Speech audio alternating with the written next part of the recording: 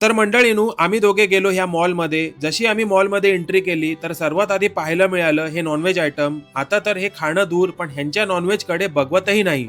Gigi, say hi. Hi. Hi.